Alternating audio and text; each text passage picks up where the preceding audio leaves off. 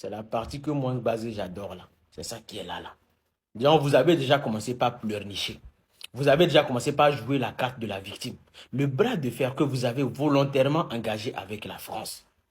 Les hostilités que vous avez souverainement lancées à la France, là, vous allez assumer. Vous n'allez pas pleurnicher ici. Vous n'allez pas jouer la carte de la victime ici. Que non, nous avons demandé un délai supplémentaire de 5 jours à la France afin que notre personnel diplomatique puisse mieux s'organiser, notamment les enfants qui y étudient. En plus, ils ont le culot d'aller plus loin et dire sans nous consulter, Paris a refusé. Donc c'est vous, Paris doit vous consulter avant de dire non. Vous, avant de prendre votre décision là, de rompre toutes les relations diplomatiques avec la France, vous avez consulté qui? Vous avez consulté Paris avant de rompre toute relation diplomatique avec Paris. Et c'est Paris qui doit vous consulter avant de refuser de donner 5 jours supplémentaires à vous, votre personnel diplomatique pour rentrer au Burkina Faso. Vous avez pris 7 jours, on vous a donné 7 jours. Passez le délai de 7 jours là, votre personnel diplomatique là, ils seront expulsés. Ils vont devenir des sans-papiers en France. Ils vont recevoir des obligations de quitter le territoire français. Et retenez-vous bien droit encore. Aujourd'hui, là, dans l'espace Union européenne, pour expulser quelqu'un, la France n'est pas obligée de l'envoyer directement dans son pays. La France peut aujourd'hui décider de vous envoyer votre personnel diplomatique là en Côte d'Ivoire. Vous allez négocier avec la Côte d'Ivoire pour aller chercher votre personnel diplomatique. Quand on vous parle, vous pensez que c'est vous les gangabas, c'est vous qui voulez jouer les dangereux. Vous savez que vous n'avez pas les moyens d'une politique. Mais c'est vous, vous ne pouvez pas vous empêcher d'engager cette politique-là. Vous savez que vous n'avez pas les moyens de finir une action. Mais vous ne pouvez pas vous engager, vous ne pouvez pas vous empêcher de commencer cette action-là. Est-ce que vous étiez obligé? Qu'est-ce qui vous précipitait de prendre la décision de rompre les relations diplomatiques avec la France? Les conséquences ont déjà commencé chez vous. C'est votre personnel déjà qui est en train de payer les conséquences de vos décisions que vous avez prises. Et c'est vous, vous venez pleurnicher, vous venez jouer la carte de la victime, que non, sans nous consulter, Paris a refusé. Paris a le droit de refuser. Le même principe de souveraineté que vous avez appliqué en demandant la rupture des relations diplomatiques avec la France, sans les consulter là, c'est la même souveraineté sur laquelle Paris s'est basé pour vous dire non sans vous consulter. Paris n'a pas besoin de vous consulter. En principe, sur le principe de la souveraineté là, un pays n'a pas besoin de consulter un autre avant de lui dire non. Il vous dit non quand il veut. Il y a donc depuis longtemps, la France a toujours joué son rôle de bon père de famille avec vous, tout à cause des relations historiques qu'il y a toujours eu entre le Burkina Faso et la France. Mais vous, vous êtes basé sur ça pour penser que non, sans vous, Paris ne peut pas exister. Sans vous, la France ne peut pas exister. Vous vous levez un matin pour faire le buzz. Non, le Burkina Faso rompt toutes les relations diplomatiques avec la France. Et puis c'est vous, votre personnel diplomatique vient se plaindre après. Ils viennent pleurnicher. Vous pleurnichez pourquoi?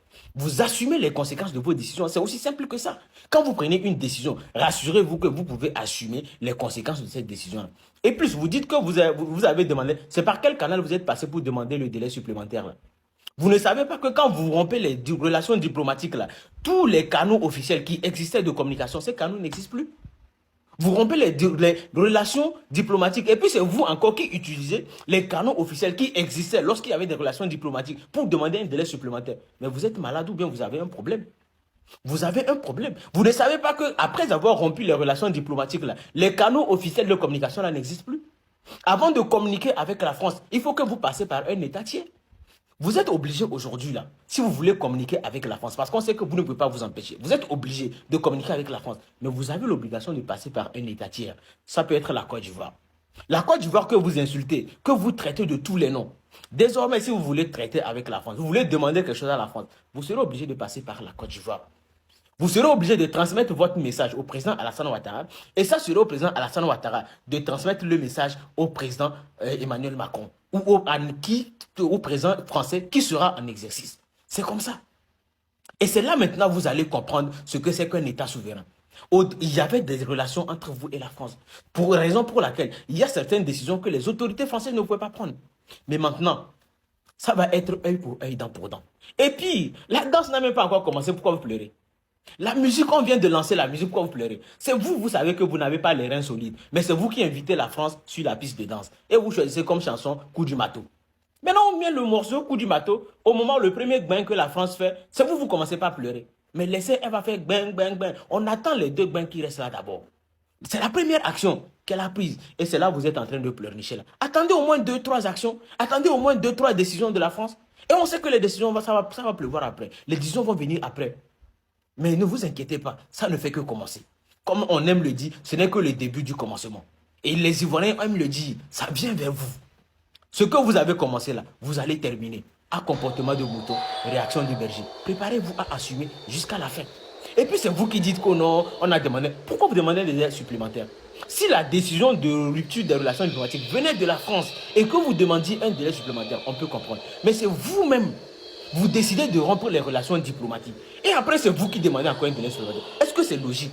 Est-ce que c'est normal d'après vous? Si c'était la France qui avait demandé, mais donc ça veut dire que vous n'avez pas réfléchi. Vous n'avez pas mûrement réfléchi aux conséquences. Mais vous vous levez un matin, on rompt les relations diplomatiques. Et c'est vous qui venez après encore pour dire, non, nous demandons un délai supplémentaire. Qui n'a qu'à vous donner un délai supplémentaire là?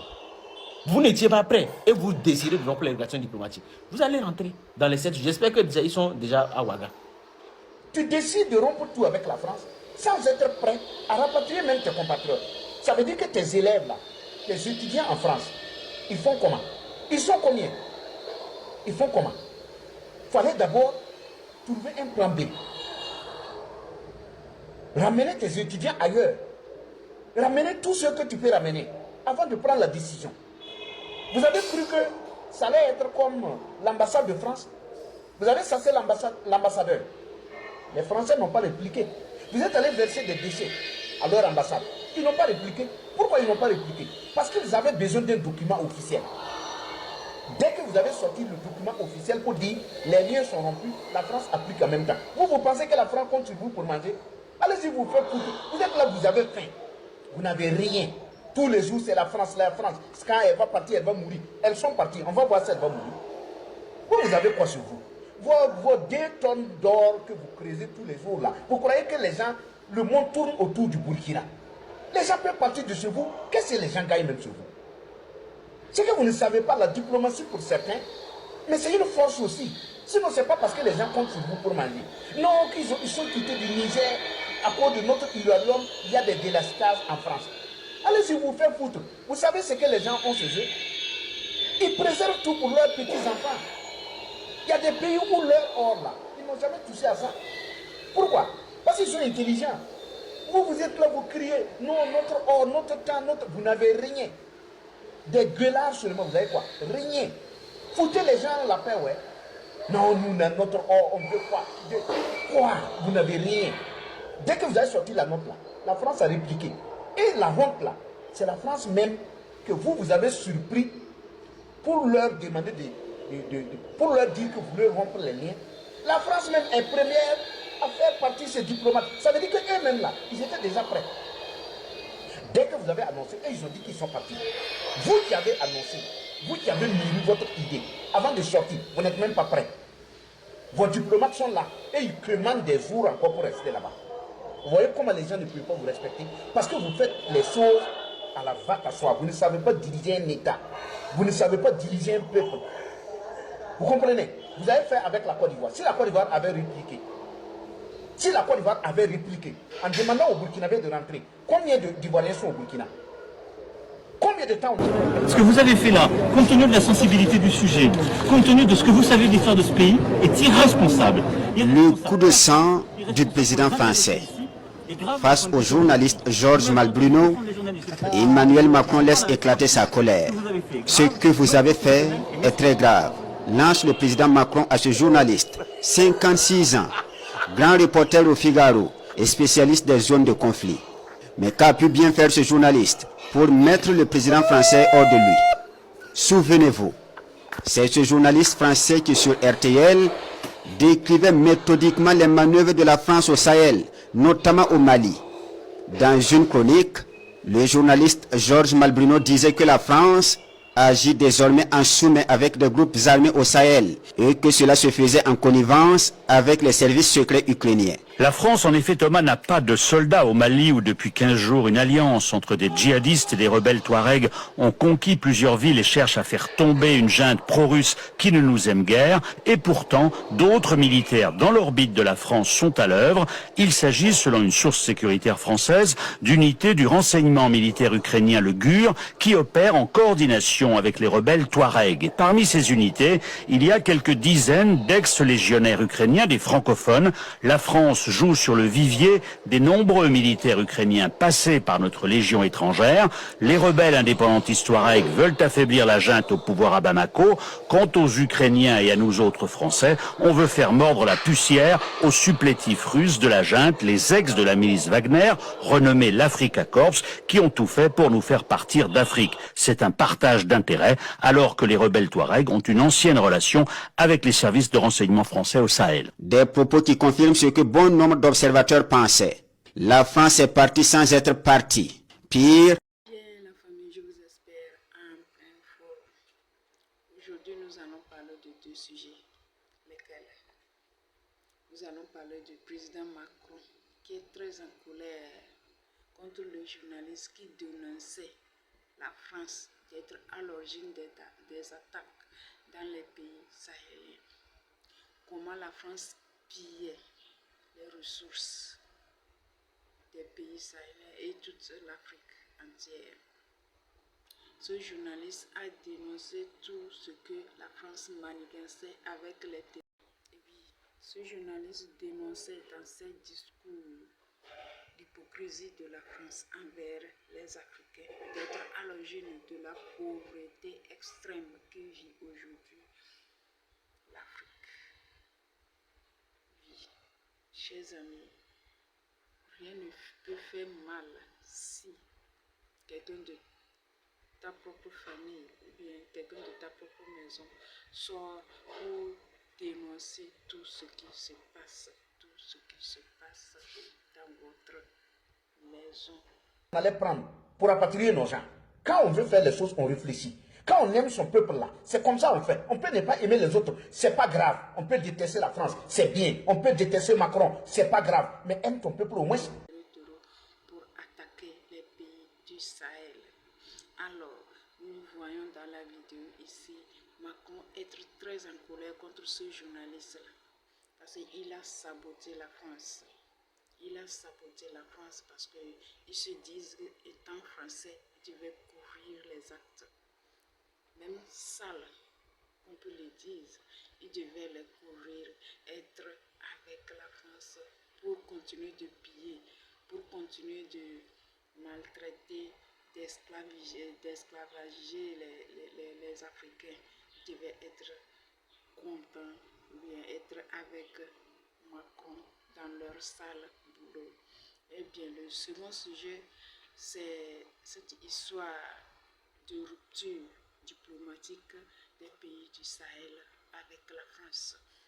Nous voyons des réactions.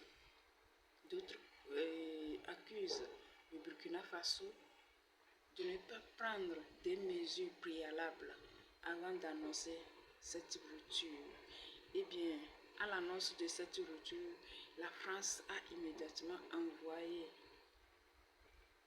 pour chercher ses diplomates. Il a appelé ses diplomates, ses ressortissants à rentrer chez eux. Mais nous voyons que le Burkina Faso, il y a toujours ses diplomates sur le sol français. Il y a les élèves, il y a les étudiants, il y a les ressortissants du Burkina Faso qui résident encore sur le sol français. Et la France, étant la France, elle peut faire tout à tout moment. D'autres accusent les pays sahéliens d'avoir pris des décisions à la hâte. Bien que nous avons jubilé ici, disant que oui, c'est bien fait, que la France, que chacun reste chez lui, que la France ne s'ingère plus dans les affaires des pays africains. Il y a d'autres qui disent non.